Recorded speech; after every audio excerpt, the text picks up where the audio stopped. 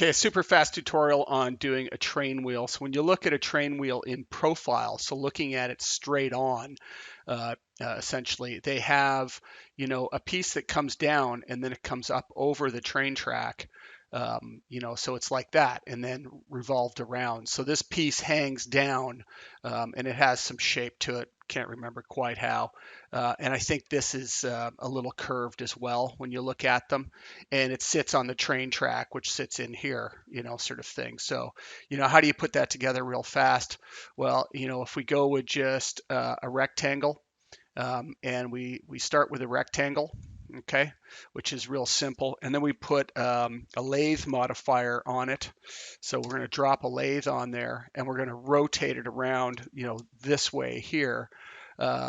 And so we need to find the correct axis. That's the correct axis there. So it's giving us that, but obviously that doesn't look like a wheel yet. It's all messed up like this because the rectangle itself is rotating back on itself. So it's actually got double geometry right now. That's okay. One on the keyboard to go into the sub-object axis, and we're just going to move that up to the size we want. So whatever size you want your wheel to be. And of course, you can give it as many, segments around it to make it as, round. We don't need weld core on because we don't need weld core, but I would throw on generate mapping coordinates, back to the front viewport, back down to the rectangle. Now we can't do any poly modeling on the rectangle, so really what you want to do is you want to go and throw on an edit spline. If show end result is on, it won't actually allow you to put that edit spline on because the top of the stack isn't a spline.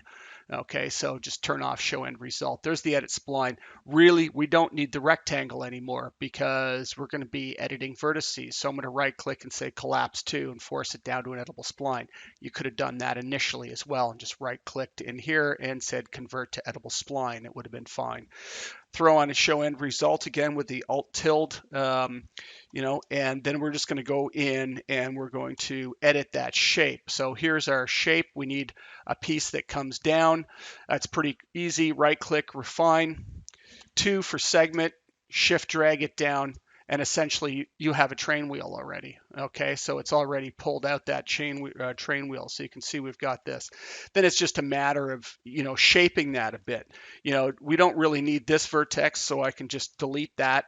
And then, whatever shape and form has to happen to it. So I'll just activate Z there, and I could rotate these. I could make these a little rounder or something. I could go in and tweak this out and, tweak out the splines. However, it should be. Get rid of the grid with G. You could, if you wanted to get super fancy, we could take it and say, well, let's fill it and round off those corners, maybe even round off that corner a little bit.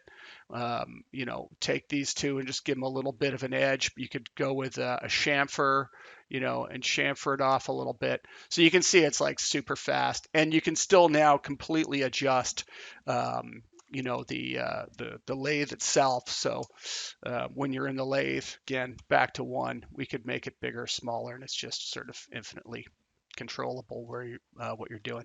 Use the array with radial array for the spokes and whatever else, and it's infinitely adjustable and tweakable and basically unwrapped for you.